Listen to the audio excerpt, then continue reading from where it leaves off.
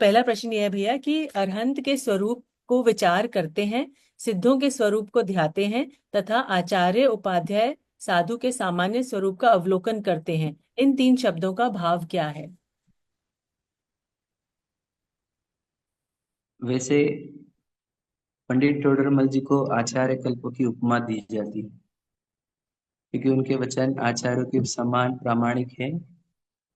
और टोडरमल जी जब ग्रंथ लिख रहे होंगे तो मैं उनकी भावों को अगर स्मरण करूं, तो वे चाहते होंगे कि मैं एक एक शब्द जब लिखूं तो मैं रत्न ही लिखूं, महारत्न ही लिखूं। एक एक अक्षर को उन्होंने रत्न जैसा लिया है। और जितना हम गहरा अभ्यास करेंगे तो पता चलेगा कि टोडरमल जी के शब्दों का चयन यह अद्भुत था। वे एक भूल भी रहने नहीं दिए उन्होंने कि हम उससे छल ग्रहण करें।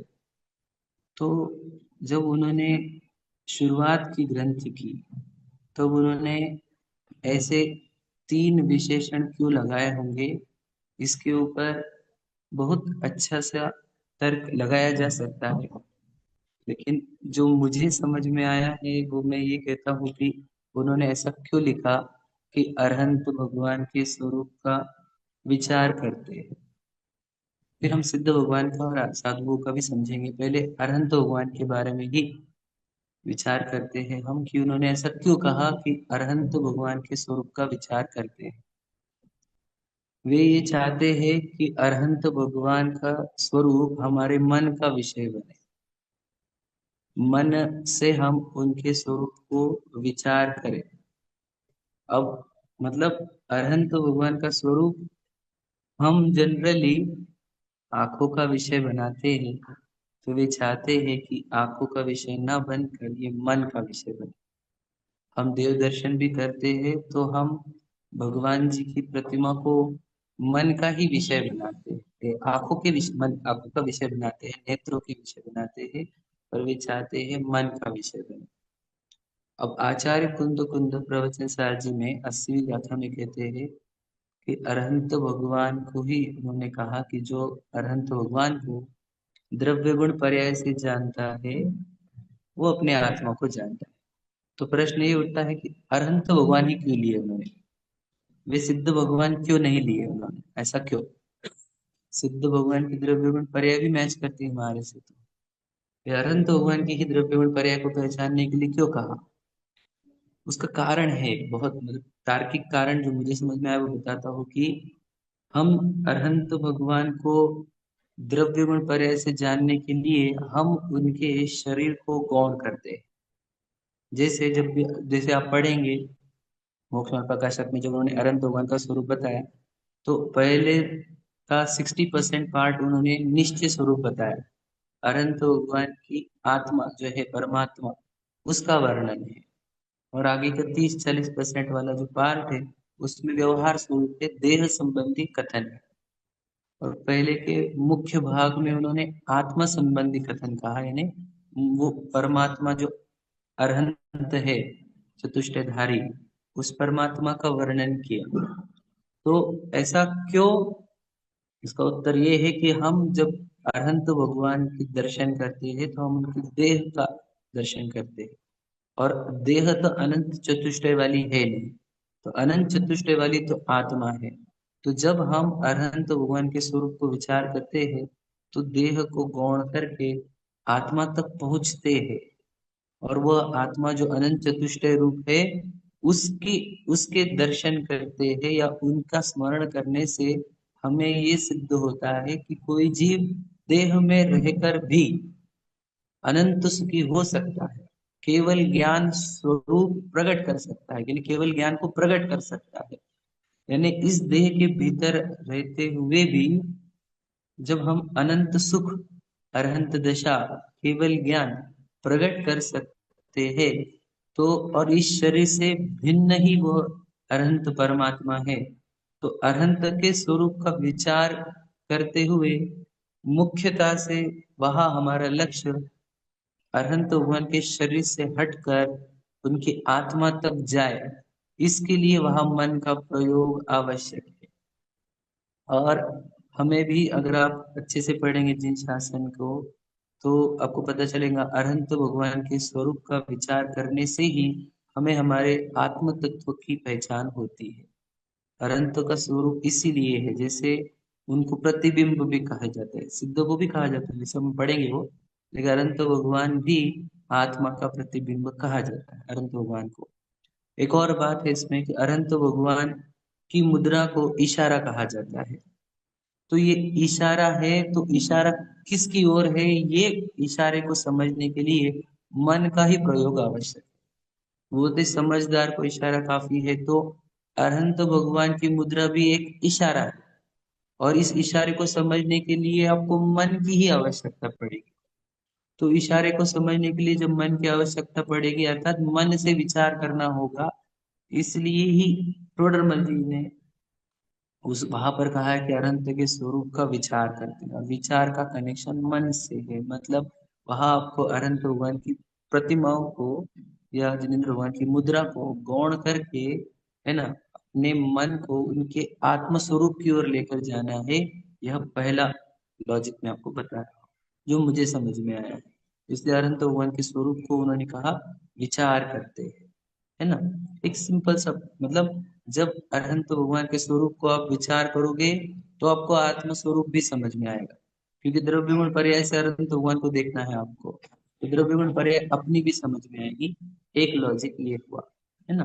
अरहंत भगवान के स्वरूप को वो किसका विषय बनाना चाहते हैं, मन का। अब सिद्ध भगवान के स्वरूप के काल में वो कहते हैं, जब उनका स्वरूप लिखते हैं, तो वे कहते हैं कि अब सिद्ध स्वरूप को ध्याते हैं। अब ये टोडरमल जी की बड़ी कमाल है कि वह ऐसा शब्द क्यों लिखते हैं। तो देखो, एक विचार करते हैं और एक ध्याते हैं, ये दो चीजों में अंतर ये है। विचार करते हैं में मन का प्रयोग होता है, और ध्याते हैं में मन का प्रयोग बंद होता है। मतलब ध्यान अवस्था जो होती है, वह मन के विकल्प दूर होने पर ही होती है ना। जैसे ये है तो ज्ञान के विषय, ज्ञान में निरंतरता, उसको ध्यान कहते हैं, है ना। ज्ञान और ज्ञान की निरंतरता, विचार जो है वो ज्ञान का विषय है। मतलब उसमें नए नए विकल्प, नए नए विषय आते रहते हैं विचार में, लेकिन ध्यान में एक ही विषय रहता है। तो ज्ञान को एक विषय की निरंतरता, वह ध्यान है। तो वह सिद्ध भगवान के केस में हमें मन का विषय नहीं बनाना है, मतलब वह विचार नहीं करने हैं। सिद्ध भगवान के स्वरूप के समय हमें उनका स्वरूप का ध्यान करने को कहते हैं। मतलब अपने ज्ञान को निरंतर उनके स्वरूप का विषय बना रहे, मतलब अपने ज्ञान का विषय उनका स्वरूप बना रहे। वहां विचारों की आवश्यकता नहीं है, विचारों का विलय आवश्यक है। वहां ध्यान मतलब सिर्फ उनके स्वरूप संबंधी आ, हम कहे कि ज्ञान चलता रहे अखंड रूप से, वहां ज्ञेय परिवर्तन ना हो, और उनका स्वरूप ही हमारे ज्ञान में चलता रहे। अब ये प्रक्रिया थोड़ी सी सूक्ष्म है, अंदर की है, और कम समय में बताई नहीं जा सकती, लेकिन मैं एक शॉर्ट में बता रहा हूँ। तो उसमें भी उन्होंने ये कहा कि सिद्ध भगवान का ध्यान क्यों करना है, उसकी भी लॉजिक दी उन्होंने कि सिद्ध भगवान का ध्यान करने से क्या क्या होता है। तो स्वद्रव्य और परद्रव्य का ज्ञान होता है, कि जैसे सिद्ध भगवान का हम ध्यान करेंगे तो हमको पता चलेगा वो देह रहित है, तो मुझे पता चलता है कि मैं भी देह रहित, है ना। सिद्ध भगवान के पास जो नहीं है वो मेरा नहीं है, समझ रहे ना। सिद्ध भगवान जो कर रहे हैं वो ही मेरा कार्य है, सिद्ध भगवान जो कर रहे हैं वही धर्म है ना। तो सिद्ध भगवान के ध्यान से मुझे मेरे स्वरूप का ध्यान रखा है, ये सब लिखा हुआ है, तो बताऊँ लाइन पढ़कर। और उन्होंने ये भी कहा है कि सिद्ध स्वरूप का ध्यान करने से औपाधिक भाव और स्वभाव भाव का भी ज्ञान होता है, ये वहां पर लिखा है। मतलब मेरे भाव कौन से है, तो उन्होंने लिखा, मतलब हमें तो जो हमारे को कर्म के उदय के निमित्त से जो भाव होते हैं, औदैहिक ऑप्शन आदि, वे हम उन भावों को ही अपना स्वरूप मानते हैं। लेकिन सिद्ध स्वरूप को ध्याते हुए हमें अपने मूल भाव जो प्रतिभासन जानना देखना साक्षी भाव की पहचान होती है। इसलिए सिद्ध स्वभाव को ध्याते हुए मुझे देहादि भी परद्रव्य दिखते हैं और औपाधिक भाव, सभी औपाधिक भाव भिन्न दिखते हैं। उनकी लाइन अगर पढ़नी है तो वहाँ पे लिखा है कि जिनके ध्यान द्वारा भव्य जीवों को स्वद्रव्य का और परद्रव्य का और औपाधिक भाव स्वभाव भाव का विज्ञान होता है। देखो विज्ञान मुझे विशेष ज्ञान होता है, जिसके द्वारा उन सिद्धों के समान स्वयं होने का साधन होता है। मतलब एक साधन, मतलब उनका ध्यान सिद्ध बनने की साधना ही है। मतलब सोचो, मैं आपको हमारी बात बताता हूँ। तीर्थंकर से जब दीक्षा धारण करते हैं तो अंतिम वचन वो मुख से बोलते हैं, वो नमः सिद्धेभ्य। मतलब वे जब आत्म लीन होना चाहते हैं उसके पहले सिद्धों को ही नमन कर रहे हैं। इससे सिद्ध होता है कि आत्म ध्यान और सिद्धों का ध्यान one and the same he thing है। सिद्धों का ध्यान प्रकारांतर से आत्मा का ही ध्यान है, क्योंकि सिद्ध भगवान और मेरा स्वरूप में कोई अंतर है नहीं वस्तु स्वरूप से देखा जाए तो इसलिए तीर्थंकर जैसे महान जीव भी ओम का भी प्रयोग नहीं करते हैं, सिर्फ नमः सिद्धेभ्य कहकर वे आत्म ध्यान में लीन होते हैं दीक्षा लेने के बाद।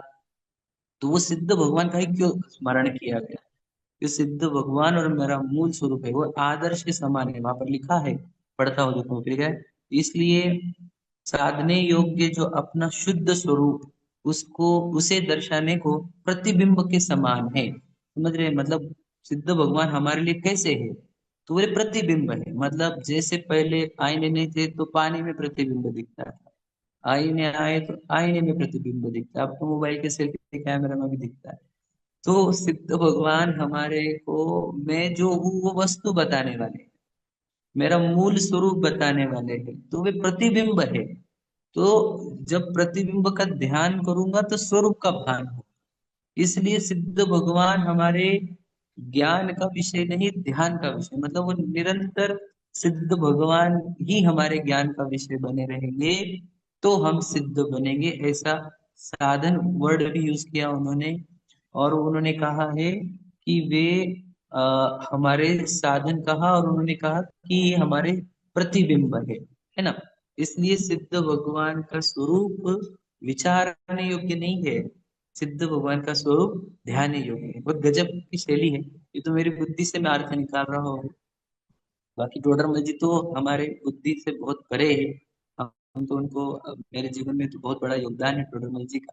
हम तो मानते हैं कि टोडरमल जी ना होते तो हम कुछ भी समझ नहीं पाते। हम तो एक आभासी पक्के रहते ही थे, तो टोडरमल जी ने हमें बचाया है। बहुत बहुत उपकार है उनका। चलो तो हम आगे, वो प्रश्न है हमारे पास। तो प्रश्न ये है कि आचार्य उपाध्याय साधु जो मुनियों का सामान्य स्वरूप है, उनको अवलोकन करना क्यों कहा? तो ये भी लॉजिक है। अब देखो वहां पर वो विचार करना बोलते हैं, इनको ध्यान बोलते हैं, और इनको बोल रहे हैं अवलोकन। तो अवलोकन का शाब्दिक अर्थ निकाले तो निरीक्षण, परीक्षण, ऑब्जर्वेशन है।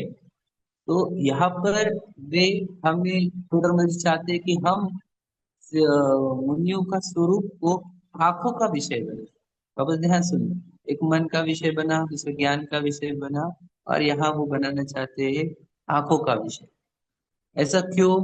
क्योंकि देखो आचार्य उपाध्याय साधु की, यानी हम सामान्य से साधु बोलेंगे, साधुओं की चर्या जो होती है वो पूर्ण रूप से आत्मा की आराधना वाली होती है, सुख को निकालने वाली होती है, सुख प्रकट करने वाली है ना, मुक्ति मार्ग को आगे बढ़ने वाली, आत्मा आराधना वाली, तप वाली, संयम वाली। उनकी देह की क्रिया और कुछ नहीं, मुक्ति का मार्ग है ना।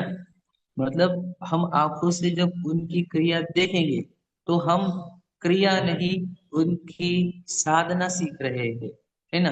ये जीव ऐसा क्यों है? एग्जाम्पल, नग्न क्यों रहते होंगे, वन में क्यों रहते हैं, है ना, एक बार ही आहार क्यों ले रहे हैं?